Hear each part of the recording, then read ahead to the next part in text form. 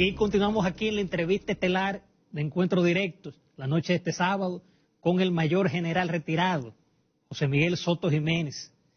General, en sentido general y en la actualidad, ¿cuál es el papel que debe jugar las Fuerzas Armadas? El constitucional. El constitucional.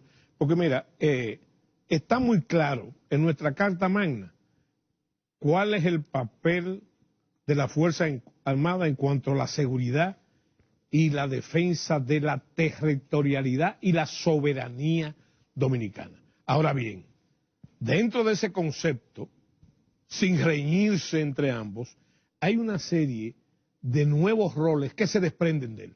Por ejemplo, el papel, muy de moda en la Guerra Fría, de la custodia de las llamadas fronteras interiores, con relación al orden público. Y ese concepto, por ese concepto se permite eso que se hace, de trabajar en estrecha colaboración con la Policía Nacional. Pero hay otro papel importante, producto de la nueva visión de defensa y seguridad a todos los niveles, y es que las Fuerzas Armadas deben ser un instrumento de la gobernabilidad democrática.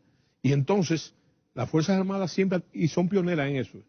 Si tú reparas que después, en los años de 1967, por ejemplo, se crearon las escuelas vocacionales y se introdujo en la constituyente del 66 una cosa muy interesante, que la gente no repara específicamente en ello, que dice que las Fuerzas Armadas podrán contribuir en los planes de desarrollo nacional, ¿verdad? En los planes de desarrollo nacional, en virtud, precisamente, o bajo las órdenes del presidente de la República.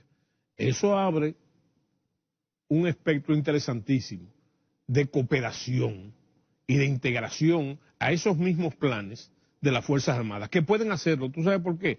Porque las Fuerzas Armadas es una cantera en cuanto a personal, ¿verdad? Lo que nosotros llamamos a personal, de material humano, debidamente calificado, ¿verdad? Nosotros tenemos abogados, médicos, psicólogos, etcétera, etcétera, etcétera, dentro de la Fuerza Armada, ¿verdad? Pero tienen una virtud que en esas profesiones liberales casi siempre no existen, que es la disciplina. Sí. ¿Me entiendes? La disciplina y el concepto de la autoridad debidamente normada, de acuerdo a las leyes, ¿verdad? Porque la gente noto que hay una confusión con respecto a lo que es la autoridad, con el autoritarismo como fenómeno político. Yo pienso que una de los elementos indispensables en una democracia es la autoridad. Sin autoridad no pueden cumplirse o alcanzarse los estadios deseados de la democracia. Aquí hay un chantaje, un viejo chantaje, de que la democracia debe ser tolerante y débil. No, la democracia tiene que tener autoridad. ¿Pero qué autoridad yo me refiero? Estoy hablando de la autoridad de las leyes. Exacto. La autoridad de las leyes. No la autoridad me da la ganaria de los hombres, que eso entonces caemos en lo que se llama la autocracia, o el viejo recuento cultural del despotismo en la República Dominicana. General, sí. Yo quiero que hagamos una panorámica, una radiografía sobre este tema internacional de Rusia y Ucrania. Si su opinión al respecto de esta guerra que se quiera o no pudiera afectar la República Dominicana, como en términos económicos. Sí, no, ya está pasando. Pero fíjate una cosa, a mí hay una frase famosa, bueno, yo creo que se usa mucho en una de esas facilidades ahora de la televisión por cable, que dice que la realidad supera a la ficción, ¿verdad? Y es verdad, lo que está pasando ahí no es que va a afectar, está afectando ya. Bueno, es un fenómeno internacional. Ha metido a la mayoría de la sociedad en un proceso inflacionario importante, pero además del proceso inflacionario, tú vas a encontrar no solamente la inflación, sino la escasez de algunos elementos básicos que se traduce entonces en el alza de los costos de los mismos. Algunos de ellos indispensables, no solamente para la sociedad de consumo, sino para el desarrollo. Te voy a poner un caso simple. Ucrania es uno de los principales productores o su materia prima de fertilizantes. Sí. Fertilizantes que son indispensables ¿para qué? Para la agricultura de un país como nosotros, para simplemente ponerte un ejemplo, que las veces que ha tenido prosperidad económica en base a la agricultura precisamente. O sea que fíjate cómo se va concatenando todo. Además, nuestra posición geográfica, que eso hay que tenerlo muy claro. Nosotros tenemos 500 años y quizás más, si nos metemos en la prehistoria, de ser una frontera imperial. La frontera imperial, que han hablado muchos autores, entre ellos el profesor Bosch, se está refiriendo básicamente al arco de islas que dividen lo que es la cuenca del Caribe o Gran Caribe, ¿verdad?, con el Atlántico, precisamente. Entonces, ¿dónde está la particularidad? ¿Por qué a nosotros siempre nos afectan esos fenómenos, no importa lo lejano que estén? ¿Por qué? Porque nosotros, cuando hablo de nosotros, estoy hablando de la isla de Santo Domingo. Nosotros entonces somos el centro geográfico del Caribe insular y por lo tanto el centro geográfico de esa frontera, ¿verdad? Y entonces nos afecta. Además, en esa misma tesitura tú vas a encontrar que dentro del mundo de la globalización, palabra que a mí no me gusta usar mucho, aunque todo el mundo lo usa, la palabra correcta en castellano es mundialización, la correcta, lo demás es un anglicismo, ¿verdad? Proviene de un anglicismo. Yo quiero decirte que nosotros, con lo que tenemos y lo que no tenemos, somos afectados por los grandes productores, no solamente por los grandes productores de esos insumos, y muchos de ellos materiales estratégicos, como es el petróleo, por ejemplo, sino también de sus derivados y de los mercados ahora, como es una palabra que hace mucho que está de moda, de los mercados libres, ¿verdad? Sí. Entonces, alguien hoy, un cosa interesante, a propósito de la guerra, que mencionaba que la globalización es un estado terminal, yo no creo que sea terminal, de lo que se llama del imperialismo, ¿verdad?, para usar la terminología de la Guerra Fría. Y entonces estamos sumidos en eso. Nosotros no somos, ni se puede vivir en autarquía y no somos una aldea. El mundo entero es una aldea global. Y porque en el caso general de la misma economía del carburante, por eso el mismo gobierno ha querido mantener como frisado el asunto para no afectarlo. Es frisado y hasta subvencionado. Sí. Cuando creo que desde el 2000 se trataron de eliminar los subsidios en ese ramo, pero precisamente por lo que te he dicho, ¿verdad? Entonces nosotros estamos ahora prisioneros de esa realidad. ¿Qué sucede? Que vamos a ser afectados, claro.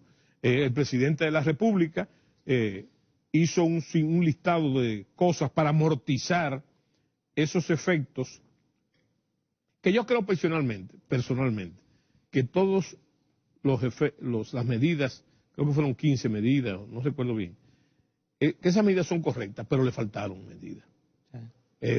¿Sabe qué medidas le faltaron? Básico. Y no crea que yo soy un fanático de la nación, que lo soy.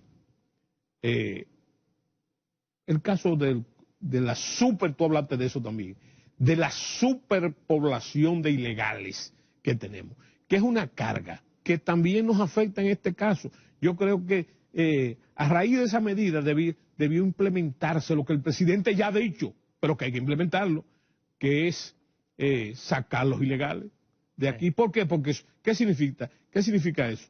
Que esos son gente, yo lo veo en función de consumo y lo veo en función de presupuesto. Por ejemplo, para nadie es un secreto cómo gravita el caso de la atención médica en el presupuesto de salud de los ilegales haitianos, pero también afecta en la educación y también afecta en el turismo y también en la mano de obra, en el mercado de mano de obra. ¿Tú sabes lo que quiere decir eso? Que los frutos de la democracia que nos ha costado tanto a nosotros a partir del ajusticiamiento de Rafael Leonidas Trujillo en el 61, los frutos de esa democracia que nos ha costado tanto, entonces es para los dominicanos, no para los ilegales. General, usted puso en circulación un libro interesante que se llama La Fuñenda, glosario político criollo de los dichos y expresiones del campo a la ciudad, que vemos muchas expresiones básicamente como el sector rural y expresiones que se siguen usando. Es decir, denos una opinión primero sobre ese libro.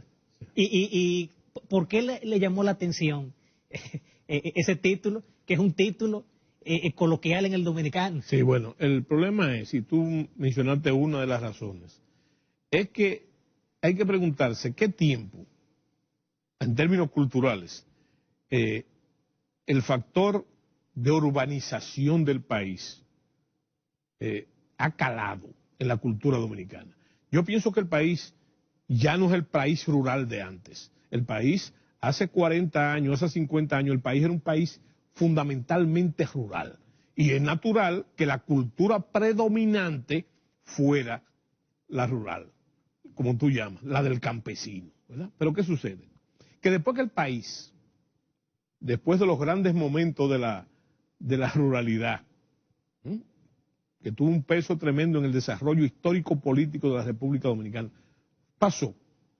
Entonces, habría que preguntarse de dónde viene, cuál es el origen de nuestro proceso urbano. ¿Verdad? Ya el país está dominado por los grandes centros urbanos, ¿verdad? Los grandes y pequeños centros urbanos. Pero, ¿en base a qué pasó esa transformación?